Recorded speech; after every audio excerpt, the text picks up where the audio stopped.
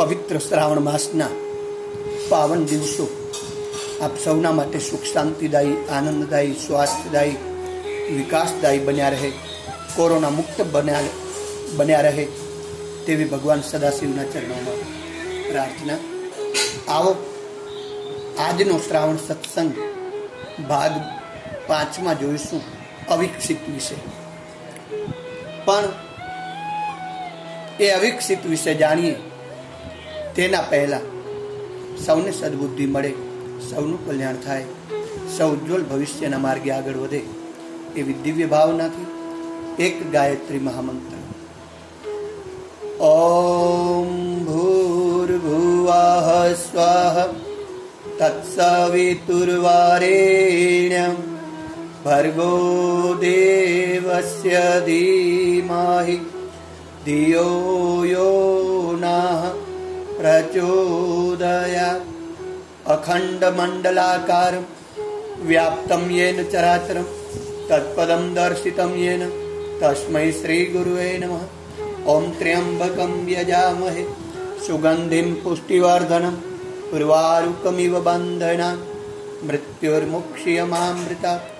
ओम मृत्युंजय महादेव त्राहि मां शरणागतं जन्म मृत्यु जरा व्याधि पीडितं कर्म बन्धने, पीडितं कर्म बन्धने या देवी सर्वभूतेषु मातृरूपेण संस्थिता नमस्तस्यै नमस्तस्यै नमस्तस्यै नमो नमः। ओम श्री गायत्री दैव्यै नमः। ओम श्री गुरु चरण कमलभ्यो नमः। ओम श्री महाकालाय चरण कमलभ्यो नमः। ओम श्री मातृ रूपाय चरण कमलभ्यो नमः। आवाहयामि स्थापयामि ध्यायामि ततो नमस्कारं करोमि। आजना पावन श्रावण सत्संग में अविकसित अद्भुत जीवन चरित्र है। जे जीवन चरित्र तमारा ने मारा जीवन में नवो उमंग भरे, नवो उत्साह भरे अने जीवन साफल्य बनावे एवं सुंदर जीवन चरित्र एटले अविकसित। वैशाली भगवाने तने सर्वस्व आप्युं छे, ए ज एनी भूल थई लागे छे। तने आपवामां एणे सी कचास राखी छे। तारी पासे प्रखर बुद्धि छे, तू होशियार छे, तेजस्वी छे, सद्गुणी छे। तारी पासे अप्रतिम सौंदर्य छे अने आ बधुं ज तारी पासे छे। तेथी ज तो तारे माटे योग्य जे कोई राजकुमार हूँ सूचवुं छुं ते तने पसंद पड़तो नथी। आखरे आवुं क्यां सुधी चालशे? विशाल देशनो राजा पोतानी लाडकी पुत्रीने योग्य सुपात्र राजकुमार न मळवाथी अकड़ाई गयो हतो। वैशालीमां यौवननो थनगनाट हतो, अद्भुत सौंदर्य हतुं। एनुं सौंदर्य गळीने कदाच ब्रह्माजी पोते पण आश्चर्यचकित थई गया हशे।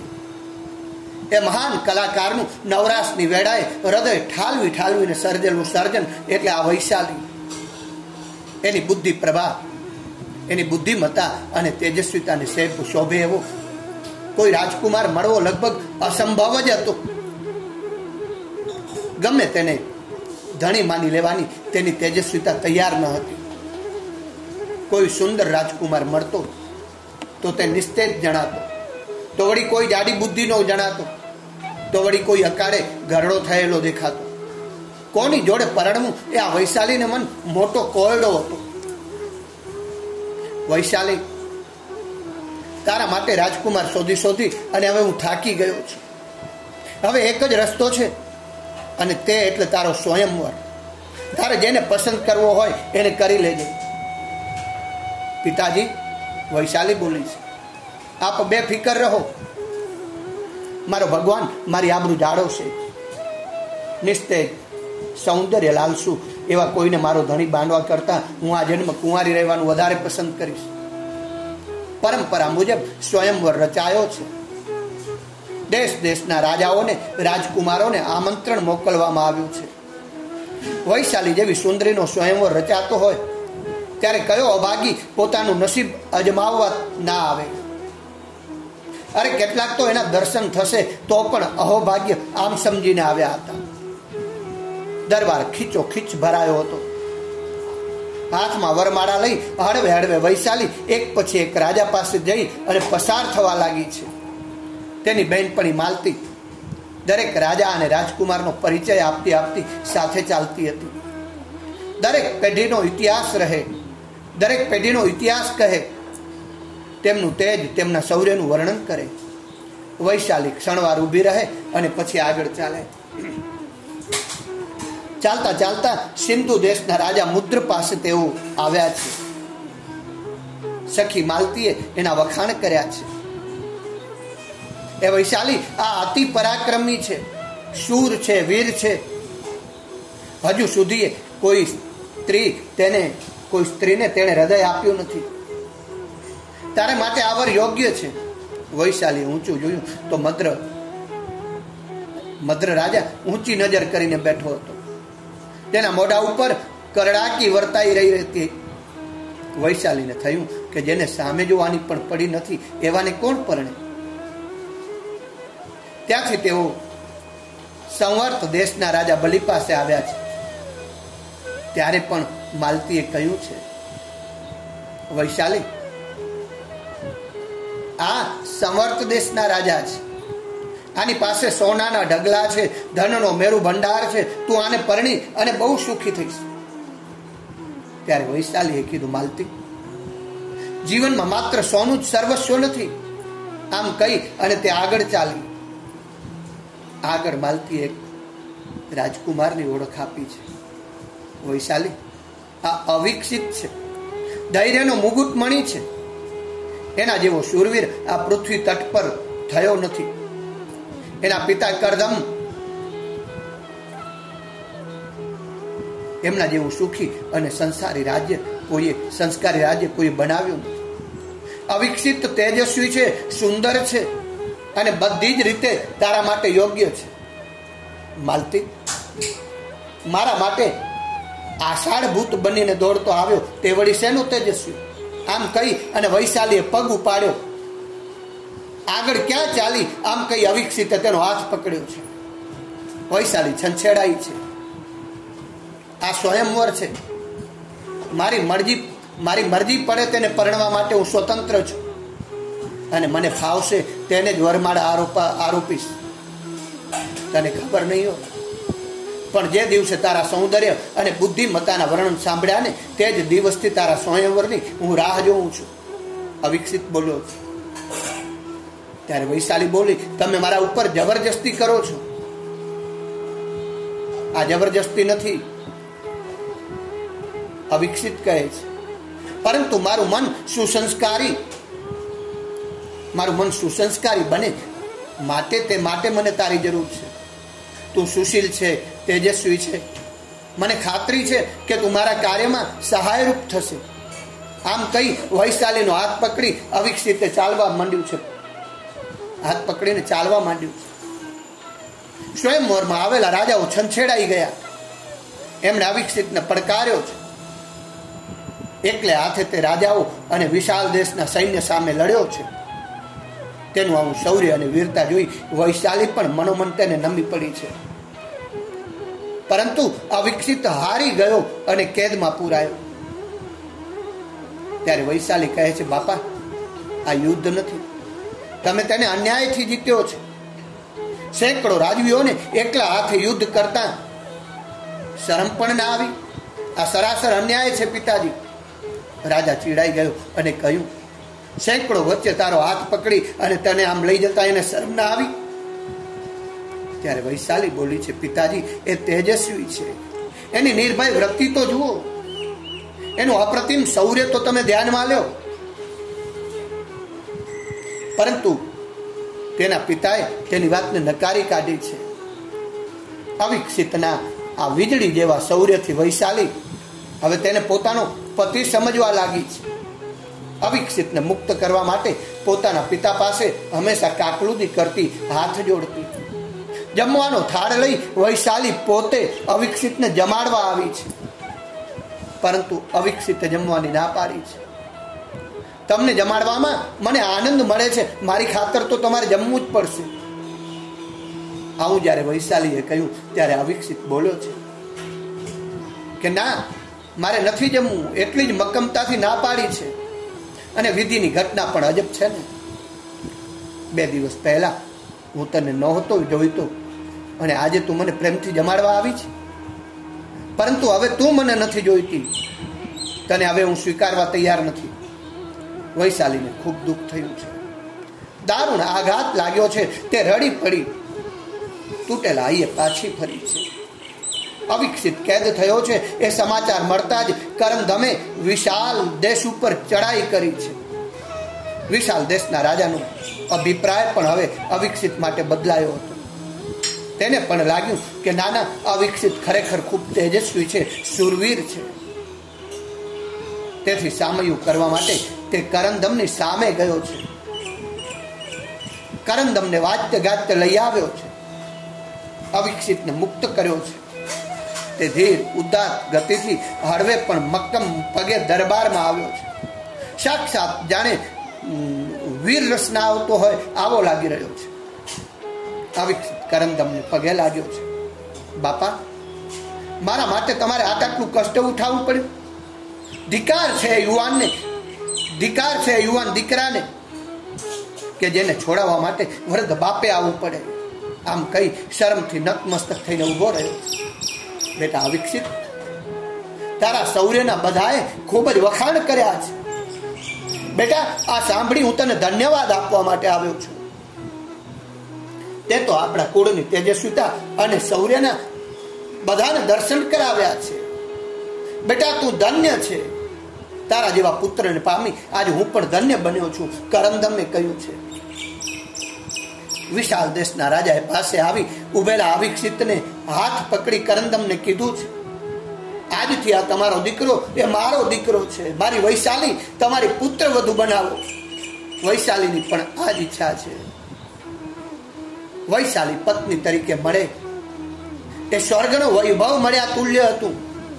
કોઈ પણ જુવાન એને પત્ની તરીકે સ્વીકારે, પરંતુ અવિકસિતે કરમધમને ના પાડી છે. હું આની જોડે પરણીશ નહીં. પિતાજી, વૈશાલી એ મૂર્તિમંત તેજ છે. તેની પાસે ઉત્કૃષ્ટ બુદ્ધિ છે, પરંતુ તેના પતિ થવાની લાયકાત મારામાં નથી. કરમધમ વિચારમાં પડ્યો છે. તેને અવિકસિતના આવર્તનથી આશ્ચર્ય થયું છે. બાપા, તમારા નામે હું કેદમાંથી છૂટું એ વાત કયો તેજસ્વી છોકરો સહન કરી શકે? પિતાજી, પ્રત્યેક સ્ત્રી દિવ્યતાને પૂજે છે. પોતાના પતિને તે ગુરુ સમજતી હોય છે. તેની મૂંગી ભૂખ હોય છે. દિલની એક માંગણી હોય છે કે તે પોતાના પતિને નમે. એનામાં એકાદ તો એવો ગુણ હોવો જોઈએ ને કે જેને જોઈ અને તે સ્ત્રી મને નતમસ્તક બને. વિશાળ દેશના રાજાને પણ અવિકસિતે કહ્યું છે, વૈશાલી રત્ન છે. મારું કમ નસીબ છે કે હું તેનું પાણી ગ્રહણ કરી શકતો નથી.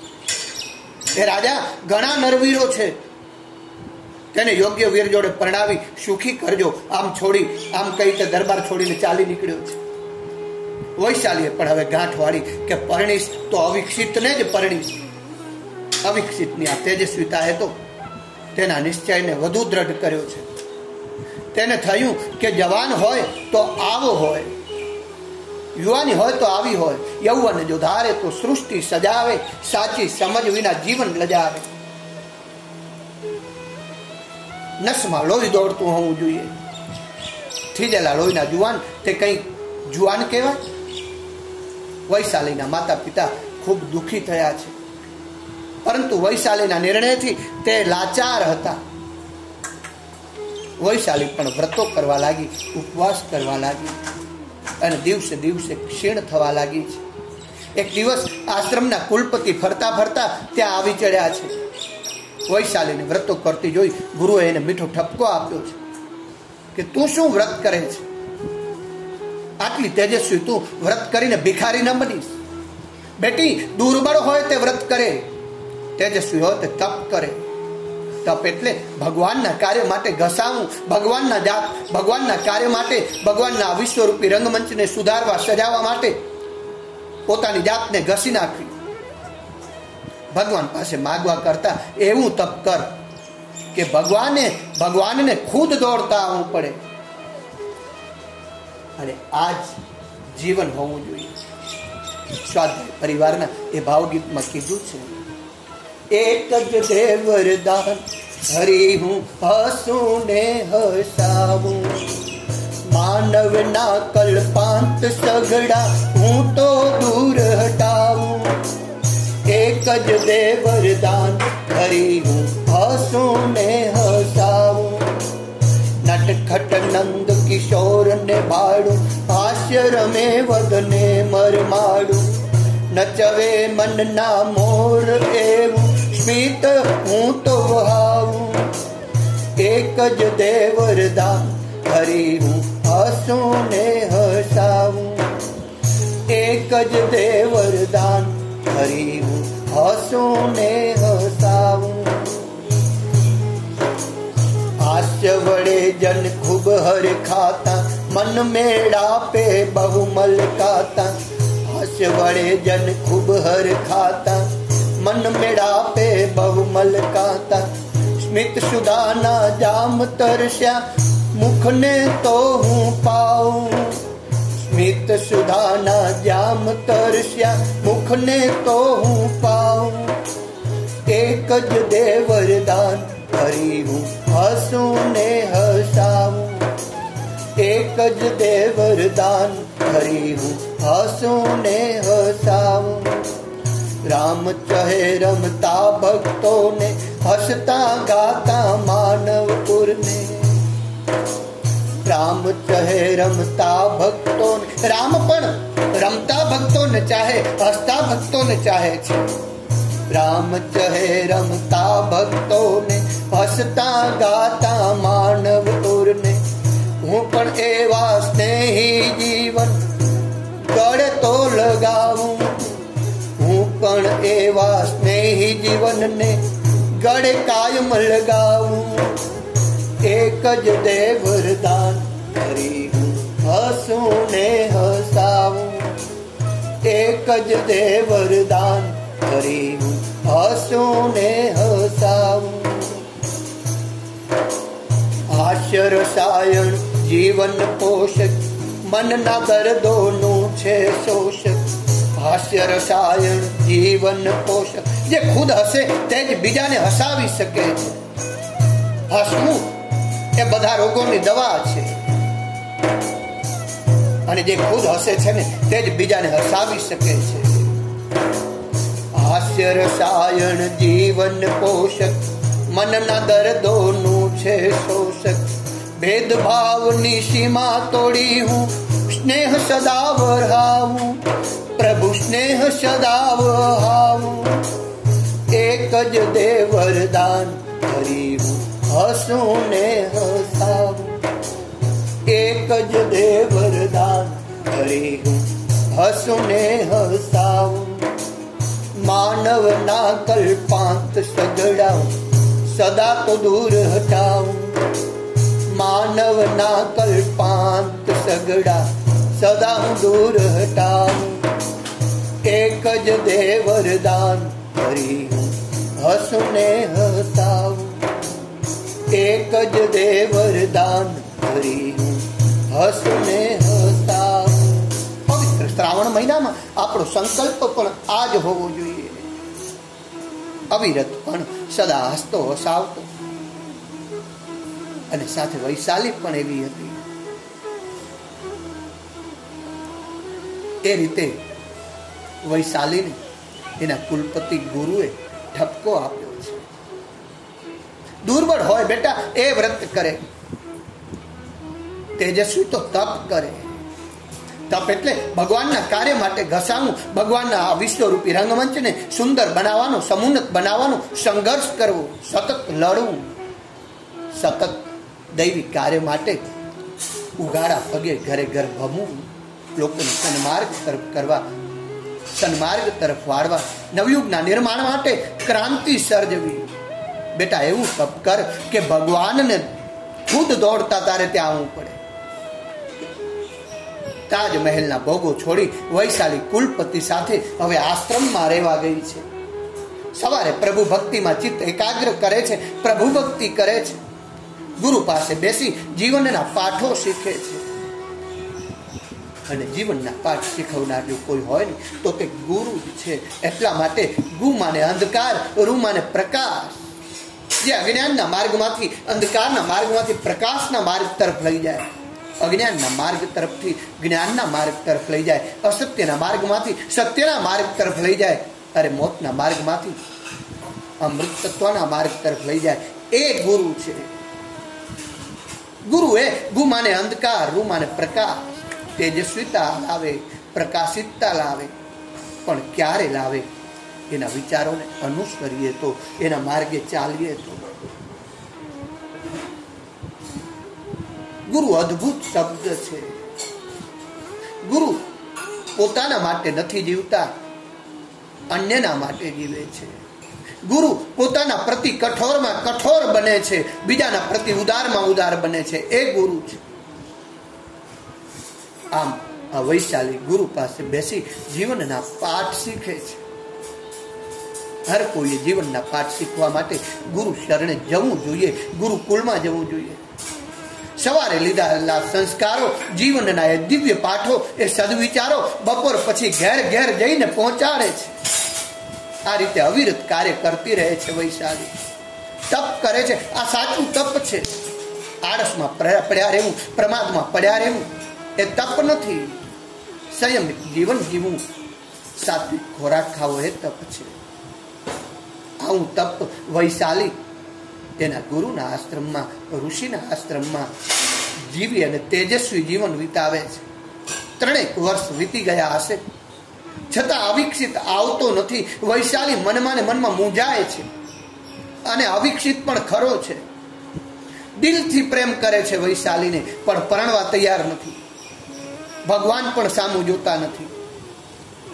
તો પછી આ જિંદગી શું કામની? આ સૃષ્ટિમાં હું બોજારૂપ છું, મારી કોઈને પણ પડી નથી. હતાશ થઈ વૈશાલી એક વડના ઝાડ ઉપર ચડી અને દેહ વિસર્જન કરવા જાય છે, દેહને સમાપ્ત કરવા જાય છે. ત્યાં જ ફરવા નીકળેલા કુલપતિની દ્રષ્ટિ એના ઉપર પડે છે, ગુરુની દ્રષ્ટિ એના ઉપર પડે છે. કુલપતિએ તેને નીચે ઉતારી અને મીઠો ઠપકો આપ્યો છે. બેટી, આ તો શું કરે છે? શરીરનો અંત, અને તે પણ આ રીતે બળાત્કારથી લાવવા માંગે છે. શરીરનો અંત બળાત્કારથી ના લઈ આવાય. આ શરીર તારું નથી, એના ઉપર તારી સત્તા ચાલતી નથી. તો પછી તેને વિસર્જન કરવાનો શા માટે સૌ અધિકાર છે? આ શરીરને તે નથી પોષ્યું. અરે તેને દાંત પણ ન હતા ને ત્યારે પણ એનું પોષણ થતું હતું. તો બાળક મટીને યુવાન થઈ, તે ખાધેલા અન્નનું લોહી થયું, તે પુષ્ટ બની. એમાં તારું શું કર્તૃત્વ હતું? તો પછી તને દેહોત્સર્ગ કરવાનો શું અધિકાર છે? તું તારી રીતે નથી જન્મી, તને અવિકસિત નથી મળતો, તેથી તું નાસીપાસ થઈ છે. અને અમને જગદીશ નથી મળતો, તેથી અમે પણ નાસીપાસ થયા છીએ. પણ તેથી શું આત્મહત્યા કરાય? અને આત્મહત્યા તે જીવન નથી, તે ઘોર પાપ છે, કલંક છે. તું તારું કાર્ય કર, ભગવાન ઉપર શ્રદ્ધા રાખ, તે સૌ સારાવાના કરશે. આત્મહત્યા કરવામાં તને પાપ લાગશે, અને તને તો પાપ લાગશે જ, પણ સાથે સાથે આપણા આશ્રમની આબરૂને પણ ધક્કો લાગશે, કલંક લાગશે. લોકો કહેશે કે આશ્રમમાં રહેનારા લોકો આંધળા છે. બીભત્સની પ્રાપ્તિ ન થઈ, તેથી આ વૈશાલીએ આત્મહત્યા કરી. બેટા, તારા આત્મહત્યાથી આશ્રમને કલંક લાગશે. કુલપતિ વૈશાલીને આમ આશ્વાસન આપી સમજાવી આશ્રમમાં લઈ ગયા છે. પરંતુ લલાટે લખ્યું મિથ્યા કોણ કરી શકે? એક સવારે નદી કિનારે વૈશાલી એકલી ફરતી હતી. ઝાડની ઘટામાંથી ગળાઈને આવતા રવિ કિરણોમાં એ સ્નાન કરતી વૈશાલીનું અદ્ભુત સૌંદર્ય કંઈક ઓર જ ખીલી ઉઠ્યું હતું. પાણી સાથે ગેલ કરતી નિર્મળ જળમાં નાતી હતી અને અવિકસિતનો વિચાર કરતી કરતી બેઠી હતી. તપોવનની પાડોશમાં જ વાસુકીનું નાગ રાજ્ય હતું. સત્તા અને વૈભવના નશામાં ચકચૂર થયેલો તેનો પાર્શ્વી કુંવર, આ વાસુકીનો પાર્શ્વી કુંવર આ વૈશાલીને કંઈક વનસ્પતિ સુંઘાડી બેભાન કરી અને ઉઠાવીને લઈ ગયો છે. વૈશાલી જ્યારે ભાનમાં આવી ત્યારે તે એક રાજમહેલમાં પલંગ ઉપર સૂતી હતી. રાજકન્યા રત્નમાલા તેની શુશ્રૂષા કરતી હતી. વનસ્પતિ સુંઘાડી ભાનમાં લાવવાનો પ્રયત્ન કરતી હતી. એટલામાં વૈશાલી બેઠી થઈ છે. રત્નમાલાએ તેને આશ્વાસન આપ્યું છે, બેન તમે ડરો નહીં, મારા ઉન્મત્ત ભાઈએ તમને અહીં ઉંચકી અને લાવ્યા છે, પરંતુ હવે તમારે કોઈ જાતનો ડર નથી. વૈશાલીને થોડીક ટાઢક વળી. રત્નમાલાના પ્રેમાળ શબ્દોએ તેને સાંત્વના આપી છે. રત્નમાલાએ તેને સુંઘાડેલી વનસ્પતિથી તો તેની ક્રાંતિ અનેક ગણી વધી ગઈ હતી. 16 વર્ષની સુંદરી જેવી તે લાગતી હતી. અને એટલામાં નાગરાજા વાસુકી પણ આવ્યો. તેણે પણ વૈશાલીને આશ્વાસન આપ્યું છે, તું જરા પણ ડરતી નહીં હો, તને આરામ થઈ ગયા પછી તારે જ્યાં જવું હશે ત્યાં તને સહી સલામત સ્થળે હું પહોંચાડી દઈશ. વૈશાલીએ પોતાનો ઇતિહાસ અર્થથી ઇતિ સુધી કહ્યો છે. વાસુકીએ તેને સાંત્વના આપી છે, તારા જેવી તેજસ્વી રાજકન્યા, તેજસ્વી રાજકુમારને પરણે બેટા એ જ યોગ્ય છે. બેટા તું ચિંતા કરીશ નહીં, તારા લગ્ન જરૂર થશે અને તે પણ અવિકસિત સાથે જ થશે. પરંતુ બેટા મને નાગલોકનું ભવિષ્ય સ્પષ્ટ દેખાય છે. મને નાગલોકનું ભવિતવ્ય સ્પષ્ટ દેખાય છે. તે લોકો બહુ ઉન્મત્ત બન્યા છે, વિષયી બન્યા છે, કામાંધ બન્યા છે. એમનું અધઃપતન આંખો સામે દેખાય છે. થોડા જ સમયમાં તેઓ બળદિયા જેવું જીવન જીવતા થશે. ભગવાને તેમનું શાસન કરવું પડશે. ખાઓ પીઓ મજા કરો. આ પાડા જેવી ભોગ વૃત્તિને ભગવાન હવે ક્યાં સુધી સહન કરશે? બેટા મને વિશ્વાસ છે કે તારો છોકરો આ બધાનું શાસન કરી અને જગતમાં પાછું સુસંસ્કારી રાજ્ય ઊભું કરશે. તારો પુત્ર મહાપરાક્રમી તેજસ્વી થશે અને તેના આ મહાન સાંસ્કૃતિક કાર્યમાં મારા પુત્રો દખલગીરી કરશે જ. પણ બેટી તે વખતે મારા વંશને મરવા ન દેતી. આટલી જ આ બુઢા બાપની માંગણી છે તારી પાસે. બેટા તું અમને અભય આપ. તું એટલી તેજસ્વી છે કે બ્રહ્મદેવ પણ, સાક્ષાત બ્રહ્મદેવ તને તેજસ્વી સંતાન આપશે. તું તપસ્વીની છે, ભગવાનના કાર્ય માટે જીવી રહી છે. ભગવાન તારી મનોકામના બધી જ પૂર્ણ કરશે.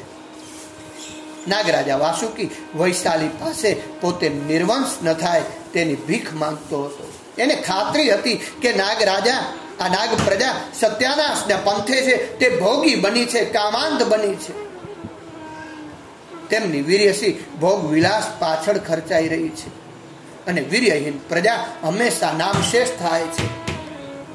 ધર્મસ્ય મૂલમ અર્થ, ધર્મસ્ય મૂલ્યમ રાજ્ય, ધર્મસ્ય મૂલમ અર્થ, અર્થસ્ય મૂલ્યમ રાજ્યમ, રાજ્યસ્ય મૂલ્યમ ઇન્દ્રિય નિગ્રહ, ઇન્દ્રિય નિગ્રહસ્ય મૂલમ વ્રધોપસેવા. જે રાષ્ટ્રની પ્રજા રોટલો અને સ્ત્રીનો જ સતત વિચાર કરે તે રાષ્ટ્ર કોઈ કાળે પોતાનું રક્ષણ કરી શકતું નથી. રાષ્ટ્રની પણ વાત બતાવી છે. જે રાષ્ટ્રની પ્રજા માત્ર રોટલાનો જ વિચાર કરે અને માત્ર સ્ત્રીનો જ સતત વિચાર કર્યા કરે તે રાષ્ટ્ર કોઈ કાળે પોતાનું રક્ષણ કરી શકતું નથી. રોટલા માટે ભિખારી થયેલું અને વિષયોમાં ભોગલંપટ બનેલું રાષ્ટ્ર માનવ જીવન ન જીવતા પશુતુલ્ય જીવન જીવે છે. કૂતરાના જીવનમાં અને એ જીવનમાં ક્યાં ફેર રહ્યો? કૂતરો પણ પૂંછડી પટપટાવતો રોટલા માટે જ્યાં ત્યાં દોડે છે. એવી જ રીતે આ શ્વાનવત માનવ જીવન જીવે છે, કૂતરાની માફક જીવન જીવે છે. બેટા મારી પ્રજા આજે આ અધોગતિના પંથે ચાલી રહી છે. બેટા હું વૃદ્ધ થયો છું, એમને યોગ્ય રસ્તે વાળવાનું હવે મારા ગજાની બહાર છે. ઉન્મત્ત થયેલા મારા છોકરાઓનો વિનિપાત હું પ્રત્યક્ષ નજરે જોઈ રહ્યો છું, પણ હું શું કરું? આ ગરડાનું સાંભળે છે જ કોણ? વાસુકીએ વૈશાલીને કીધું છે. ત્યારે વૈશાલીએ કીધું, બાપા, તમે મારા જેવી નાની વયની છોકરી પાસે આશ્વાસન માંગો છો? મારી આશ્વાસન આપવાની લાયકાત કેટલી? પણ બાપા, તમે મારું શીલ રક્ષણ કર્યું છે, તમે મારી આબરૂ સાચવી છે, એ ઋણ તો હું કઈ રીતે ચૂકવું? પરંતુ ભવિષ્યમાં તમારા જણાવ્યા મુજબ જો મારી પ્રજા નાગ લોકો જોડે લડશે તો હું નાગ વંશને નિર્વંશ થતો અટકાવીશ. વૈશાલી આ વૃદ્ધ બાપાને વાસુકી બાપાને ખાતરી આપી છે. વાસુકીએ વૈશાલીને ઋષિના આશ્રમમાં હેમખેમ પાછી પહોંચાડી છે. વૈશાલીએ બનેલી બધી જ ઘટના ઋષિને કઈ સંભળાવી છે. અલૌકિક ક્રાંતિ લઈને પાછી ફરેલી વૈશાલીને ક્ષેમ કુશળ આવેલી જોઈ કુલપતિએ ગુરુએ પણ પ્રસન્નતા અનુભવી છે. આ બાજુ અવિકસિતને એની માં સમજાવે છે, બેટા, ક્યાં સુધી તું તારી જીદને વળગી રહીશ? હવે જીદ છોડ. અમે હવે ગરડા થયા છીએ. ક્યાં સુધી અમે આ રાજ્ય ધુરા સંભાળી શકવાના છીએ? બેટા, આ આયખાનો કઈ ભરોસો છે? કોઈ જ ભરોસો નથી. જિંદગીનો શું ભરોસો ચેતજો, શ્વાસ કેરો શું ભરોસો ચેતજો. ક્યાં સુધી આ શ્વાસ ટકશે શું ખબર, ક્યાં અટકશે જિંદગી રથ શું ખબર. જિંદગી અનમોલ છે જે પેખજો, જિંદગીનો શું ભરોસો ચેતજો. ત્યારે અવિકસિત કહે છે, બા, મેં કહ્યું છે ને કે હું પરણીશ તો વૈશાલીને જ પરણીશ, પરંતુ મેં ના પાડી છે કારણ એને યોગ્ય હું નથી, અને બીજી બધી જ સ્ત્રીઓ મારા માટે મા બહેનો સમાન છે. પણ બેટા, થોડોક તો વિચાર કર, આ બધો વૈભવ કોને માટે છે? તું પરણીશ નહીં તો વંશ કેમ વધશે? તને કોણે કહ્યું કે તું વૈશાલીને યોગ્ય નથી? તું બધી જ રીતે યોગ્ય છે વૈશાલીને. વાસ્તવિક તારા પરાક્રમથી તો આ બધું જ રાજ્ય દૈવી થયું છે. તારા શૌર્ય અને તેજસ્વીતાના પ્રતાપે બધા એકી અવાજે વખાણ કરે છે. બેટા, તું તને ઓળખ, તારી શક્તિને ઓળખ. તું વૈશાલીને બરાબર યોગ્ય છો. કરંદમની પત્ની વીરા રાણી અને અવિકસિત વચ્ચે આ ઉપર મુજબનો વાર્તાલાપ થતો હતો, પરંતુ અવિકસિત એકનો બે થતો ન હતો. વીરા રાણીને આજે દુઃખ છે, માને દુઃખ છે. મા એ અદ્ભુત વસ્તુ છે બા, એટલે જ કીધું મોઢે બોલું માં, મને હાથે જ નાનપણ હા ભરે. એ મોટપણાની મજા મને કડવી લાગે કાગડા. માં વીર રાણીને દુઃખ છે. એનો પતિ, એનો દીકરો, એનો પુત્ર પરણવાની ના પાડી રહ્યો છે. વીરાણીને બહુ દુઃખ છે કે ભગવાને આટલો સુંદર તેજસ્વી પરાક્રમી પુત્ર આપ્યો, છતાં તે પરણતો નથી. કુળ હવે નિર્વંશ જશે તો? આ ચિંતા માને ખાઈ રહી છે. ત્યારે માએ કીધું, તો પછી બેટા આ તારા બધા વૈભવનું દાન કરી નાખ. અકળાઈને વીર રાણીએ અવિકસિતને એના પુત્રને કહ્યું છે, તો બેટા આ વૈભવની શું જરૂર છે? ત્યારે અવિકસિતે દંઢેરો પીટાવ્યો છે. જેની ઈચ્છા હોય તે માગીને લઈ જાય. અવિકસિત કર્તૃત્વવાન હતો, તેજસ્વી હતો, પરાક્રમી હતો. તેની નસોમાં એ વૈભવ પાછો મેળવવાની હિંમત હતી. પ્રાણ જતો નથી તેથી જીવે છે, ભૂખ લાગી છે તેથી ખાય છે. એક ક્ષુદ્ર જીવન જીવનાર આજનો યુવાન ક્યાં? અને તેજસ્વી કર્તૃત્વવાન પરાક્રમી એવો અવિકસિત ક્યાં? યુવાની આવી હોવી જોઈએ, અવિકસિત જેવી. ભગવાનને પ્રાર્થના કરીએ, હે પરમાત્મા, અમને અવિકસિત જેવી યુવાની આપજો. માં દીકરો રાજમહેલના વિશાળ ઓટલા ઉપર રત્ન જડિત આસન ઉપર બેઠા છે. લોકો આવતા જાય છે અને દરેકને એમની ઈચ્છા મુજબ અવિકસિત દાન આપે છે. પોતાની સ્ત્રીની લોકોમાં લાણી કરતો બેઠો છે. આ સુંદર દ્રશ્ય જોઈ કરમદમની આંખો પણ, એના બાપની આંખો પણ હસરાશ્રુથી છલકાઈ છે. શું દિવ્ય તેજસ્વી પરાક્રમી દીકરો છે, પરંતુ હઠ પકડીને બેઠો છે. એની હઠ છોડાવવાનો ઉપાય શોધતો શોધતો આ બાપ આંટા મારે છે. શું કરવું? બીજા દિવસે વળી તે જ કાર્યક્રમ કર્તવ્યનો દીકરો માની ઈચ્છા પૂરી કરે છે. મોં માંગ્યા દાન બધાને આપી રહ્યો છે. એટલામાં એક વૃદ્ધ ત્યાં આવ્યો છે. એણે અવિકસિતને પૂછ્યું છે, મને જોઈએ તે આપશો? હા હા બાપ, ખુશીથી માંગો, અવિકસિતે કહ્યું છે. ખુશીથી માંગો, પણ તે તમારાથી નહીં થાય, આમ કહી અને વૃદ્ધ થોડો ખચકાયો છે. આ અવિકસિતનો શબ્દ છે. કહેતા હો તો આકાશમાંથી તારા તોડી લાવું. અવિકસિતનો શબ્દ ખોટો ક્યારેય ના પડે. વૃદ્ધ યાચકને ફરી શંકા ગઈ. ના ના બાપ, તમારાથી નહીં થાય. અવિકસિત જરા ચીડાયો છે. સંભળાયું નહીં કે આ અવિકસિતનો શબ્દ છે? તારી ઈચ્છા મુજબ હે વૃદ્ધ બાપા, તને મળશે, જરૂર મળશે. બોલ, તારે શું જોઈએ છે? કોણ છે તું? બેટા, આજે એક બાપ ભિખારી થઈને તારી પાસે માંગે છે કે તું પરણ, તું લગ્ન કર. અને અવિકસિત ચોંકી ઉઠ્યો છે. એણે પોતાના બાપને ઓળખ્યા છે. પિતાજી, આપ આ ભિખારીના આવેશમાં? શું કરું બાપ? તું મારું માનતો જ ન હતો, તેથી મારે આવેશ પલટો કરવો પડ્યો અને તારી પાસે ભીખ માંગવી પડી. અને અવિકસિત ઘોડો પલાણી અને વૈશાલીની શોધમાં નીકળ્યો છે. વિધિની ઘટના પણ કંઈક વિચિત્ર જ છે ને. જુઓ, જે વૈશાલી માટે તે ના પાડતો હતો, આજ બાપને ભિખારી વેશે માગતા આજે એને શોધવા જાતે નીકળી પડ્યો છે. રસ્તામાં ઋષિકેશ નામનો એક રાક્ષસ એક સુંદરીને ઉપાડીને ભાગીને જતો હતો. અવિકસિતે તેનો પીછો કર્યો છે, પકડ્યો છે અને તેને માર્યો છે અને સ્ત્રીને બચાવી છે. આ સ્ત્રીની અલૌકિક દિવ્ય ક્રાંતિ જોઈ, સૌંદર્ય જોઈ અને દિગ્મુખ બન્યો છે. જેની શોધ માટે તે નીકળ્યો હતો તે વૈશાલી તે જ હતી. ભગવાને બંનેનો મેળાપ કરાવ્યો છે. અવિકસિત જેને શોધતો હતો તે વૈશાલી તેને મળી અને વૈશાલીને અવિકસિત મળ્યો છે. વૈશાલી, તું સત્યનિષ્ઠ છે, તું તપસ્વીની છે, તેથી મને ગમે છે. અને વૈશાલી કહે છે, તું તેજસ્વી છે, પરાક્રમી છે, એટલા માટે મને ગમે છે.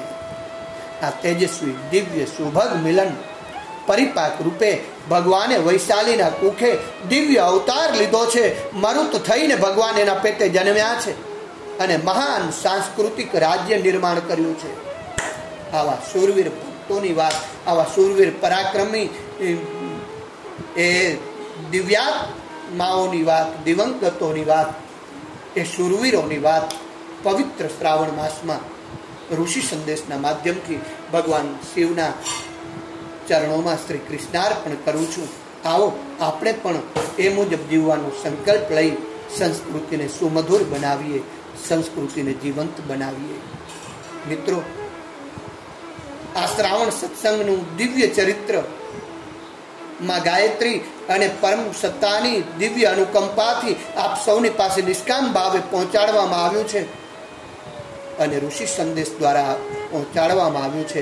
ત્યારે આ ઋષિ સંદેશને આપ સબસ્ક્રાઇબ કરી એને, આ દિવ્ય ચરિત્રને આપ આપના સ્નેહી સ્વજન, ગ્રુપ, સર્કલ અને જનજનમાં ફોરવર્ડ કરી દૈવી સંસ્કૃતિ, ઋષિ સંસ્કૃતિ, સતયુગી સંસ્કૃતિ, કોરોના મુક્ત સંસ્કૃતિ લાવવામાં સહભાગી બનશો એ ભાવના સાથે સૌને ઓમ નમઃ શિવાય. જય શ્રી કૃષ્ણ, જય સિયારામ, જય ગુરુદેવ. આવતીકાલનું દિવ્ય ચરિત્ર છે નચિકેતા ઉપર. આ નચિકેતાની દિવ્ય ચિંતન આપણે બધા આવતીકાલે હૃદયંગમ કરશું. ત્યાં સુધી સૌને ઓમ નમઃ શિવાય. જય શ્રી કૃષ્ણ.